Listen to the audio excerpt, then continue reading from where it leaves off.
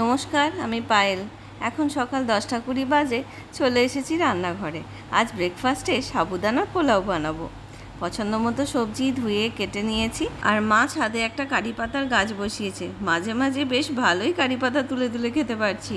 কড়াতে সর্ষে, কারি পাতা, শুকনো লঙ্কা ফোড়ন দিয়ে গাজর আর আলুটা আগেই ভেজে নিয়ে বাকি সবজিগুলো এক এক করে দিয়ে ভেজে নিচ্ছি। তবে জানো তো, এখন রান্নাঘরে এসে কড়াই খুন্তির আওয়াজে আমার ছোট ছানাটা নড়াচড়া এখন বেশ টের পাই। চলো এবার সাবুদানা দিয়ে মশলা দিয়ে নুন মিষ্টি দিয়ে মিশিয়ে নেব। আর আমাদের বাড়িতে সবাই এই সাবুদানা পোলাও খেতে বেশ ভালোবাসে। এবার বাদাম ভাজা দিয়ে মিশিয়ে নামিয়ে নিলেই তৈরি আমাদের সাবুদানার পোলাও। গরম গরম এই পোলাওটার সাথে শসা পেঁয়াজ কুচি দিয়ে খেতেও বেশ ভালো লাগে। এই কানটা খুলে গেল মামা, তোর কান কয়?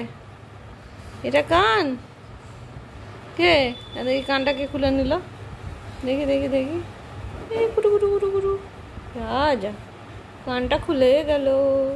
কান নিয়ে কে পালালো? কান নিয়ে কে পালালো?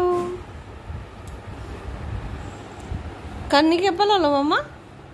তোমাদের এর আগের একটা ব্লগেতে বলেছিলাম যে আমাদের বাড়ির এই ঘরটার দেওয়ালেতে একটা বড় ওয়ার্ড্রপ হবে।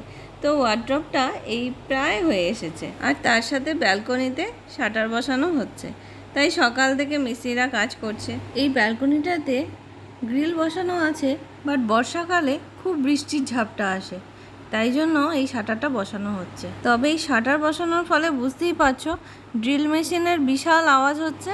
তাই আমার মাম্মা যাতে ভয় না পায় তার জন্য ওকে বেশি করে সময় দিচ্ছি। চাই বাবা বাবা। আর এদিকে দেখি মা এই জিনিসটা ভেজেছে। তো আমি এগুলোকে শাঁকি ভাজা বলি, অনেকে এগুলোকে নল ভাজাও বলে। তোমরা কি বলো কমেন্ট করে জানিও। আজ এগুলো খাওয়া নিয়ে ছোটোবেলার একটা স্মৃতি মনে পড়ে যাচ্ছে। জানো, আমি যা করতাম তোমরাও কি ছোটোবেলায় এমনটাই করতে?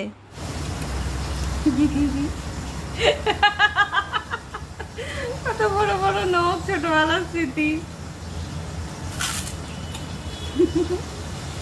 বড় বড় নখ।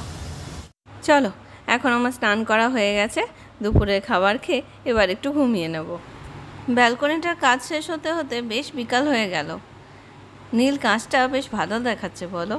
প্রেগনেন্সিতে দুপুরে 2 ঘন্টা ঘুমানো বা রেস্ট করা খুব দরকার। তো আমি জাস্ট ঘুম থেকে উঠলাম, বেশ শরীরটা ফ্রেশ লাগছে। চলো ব্লগটা তাহলে আজ এখানেই শেষ করছি। দেখা হচ্ছে খুব তাড়াতাড়ি পরের একটা ব্লগে।